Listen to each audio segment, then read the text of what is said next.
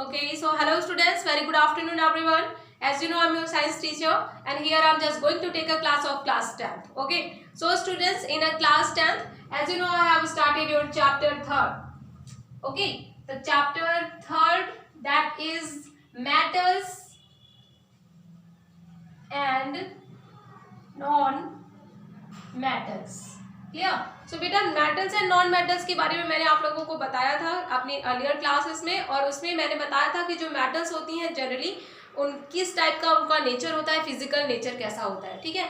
Yesterday I have told you about the physical property of metals and non metals and today I am just going to telling you about a chemical property of a metals. ठीक है.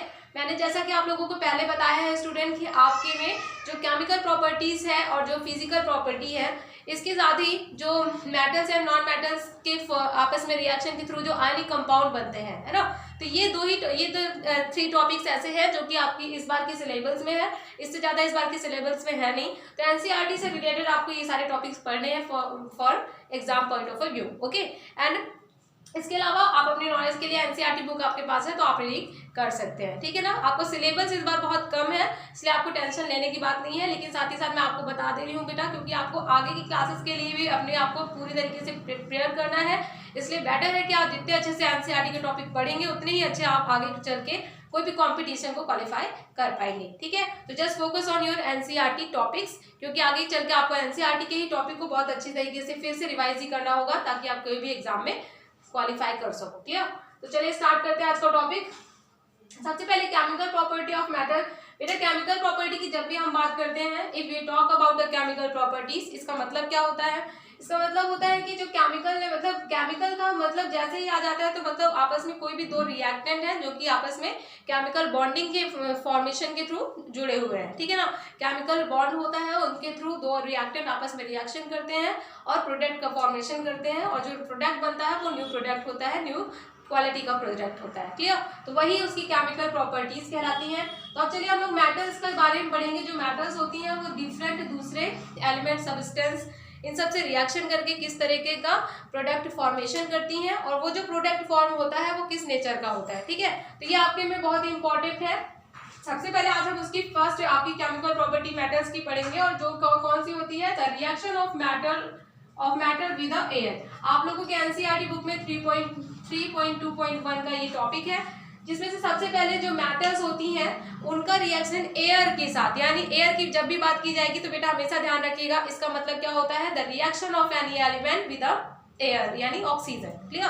तो आपको मैं बता दूं कि जितनी भी मेटल्स होती हैं, when metal react with the oxygen, और if metal is kept in the air then it react with the air, and I'm telling air it means oxygen. ठीक है. तो क्या करती है ये, it react with the oxygen and form a metallic oxide. Always remember this is the first property of a metal. When metal react with the oxygen then it is formed metal oxide. Okay. So यहाँ पे मैंने लिखा है metal react with oxygen and form a metal oxide. Clear. अब यहाँ पे जो metal oxide बनता है, एग्जाम्पल के लिए हम बात करें, जैसे ये कॉपर हो गया प्लस ऑक्सीजन, तो कॉपर एंड ऑक्सीजन आपस में रिएक्शन करेंगे. तो आप लोगों को पता है this is a very simple combination reaction. मैंने पहले ही आपको चैप्टर फर्स्ट में बताया था what is combination reaction. When two or more than two reactant react together, combine together and form a single product, that is known as a combination reaction. ठीक है. तो अब यहाँ पे देखो, कॉपर ऑक्सीजन से रिएक्शन करता है और क्या बनाएगा यहाँ पे, कॉपर ऑक्साइड का फॉर्मेशन करता है. ठीक है. अब यहाँ पे क्या है, ये जो कॉपर है हमारा, कॉपर जो है ये सेकंड इसकी ऑक्सीडेशन स्टेट होती है और ये ब्लैक कलर में होता है. ठीक है. ब्लैक पाउडर के रूप में फॉर्म होता है. ठीक है. इसी के साथ ही अगर हम मेटल ऑक्साइड के अनदर एग्जांपल की बात करें तो आप लोगों ने पढ़ा होगा मैग्नीशियम का.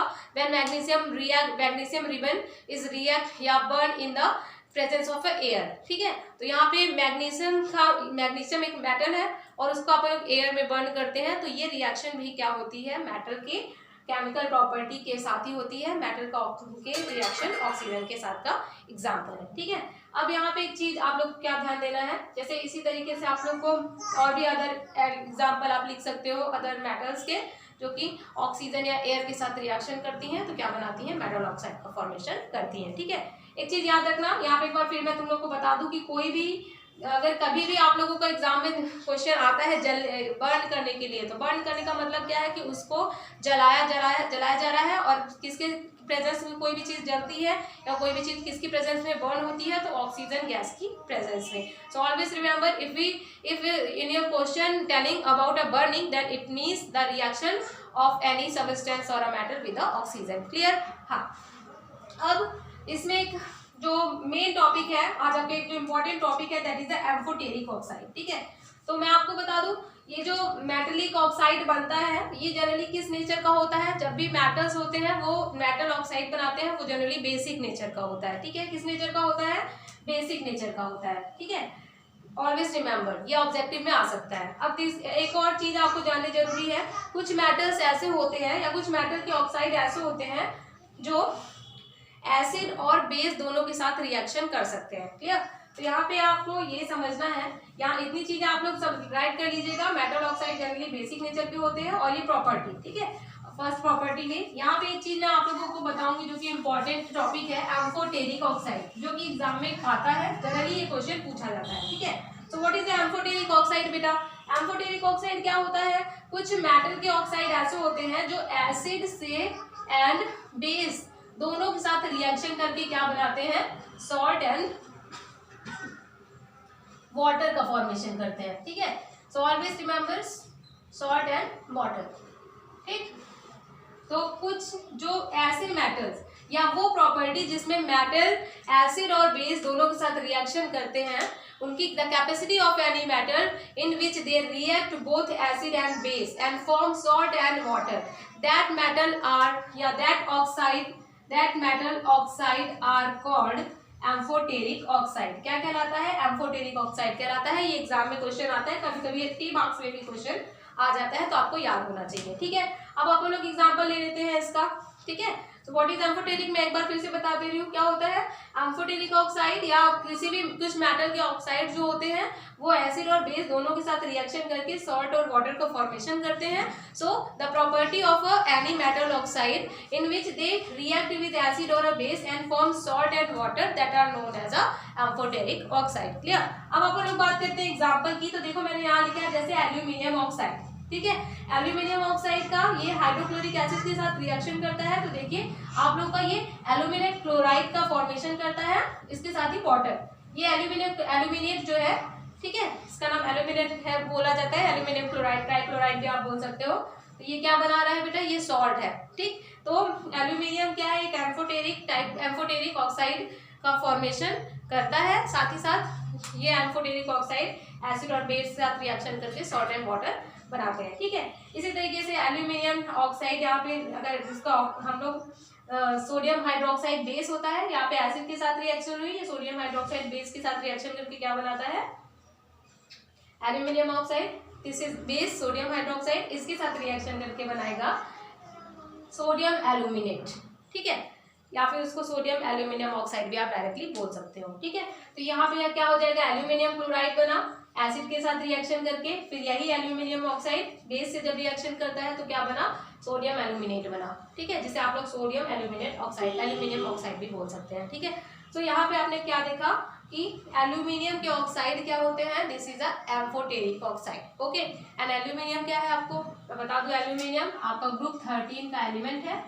ठीक है, 13 इसका एटॉमिक, यहाँ पे आपका सबसे पहले बेरिलियम के बाद बोरॉन होता है, उसके नीचे एल्यूमिनियम आता है। ठीक है, तो ये aluminium generally metal, weak metal होता है, आपको बता दो वीक मेटल होता है, और साथ ही साथ ये एम्फोटेरिक ऑक्साइड का फॉर्मेशन करता है जब ऑक्सीजन से रिएक्शन करता है। ठीक है, सो इसके साथ एक और चीज़ है, जनरली मेटल के जो ऑक्साइड होते हैं बेटा वो वाटर में इनसॉल्युबल होते हैं, लेकिन कुछ ऑक्साइड ऐसे भी होते हैं जो वाटर में सॉल्युबल होते हैं। और ऑलवेज रिमेंबर, वो सारे एल्किल्स, वो सारे मतलब मेटल के ऑक्साइड जो कि क्या करते हैं?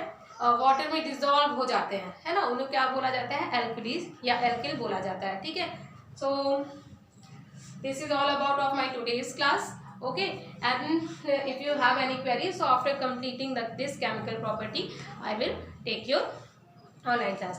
वन थिंग और स्टूडेंट्स की आप लोगों को पता ही होगा कि स्कूल की तरफ से मे भी आप लोग की ऑफलाइन क्लासेस भी स्टार्ट हो, तो जो भी आगे की चीज़ें रहेंगी वो आप लोगों को क्लास स्कूल की तरफ से बता दी जाएंगी। साथ ही साथ एक बात और है कि आपका जो बायो एंड केमिस्ट्री का मैं चैप्टर ले रही हूँ उसकी वीडियोस मैं प्रॉपरली भेज रही हूँ, और आप उस वीडियो को जरूर से जरूर देखें ताकि आप लोगों को ये पता चले कि आपके जो एनसीईआरटी बुक से रिलेटेड कौन कौन से टॉपिक्स आपको पढ़ने हैं, ठीक है ना। So this is ending of my today's class. Thank you and have a nice day.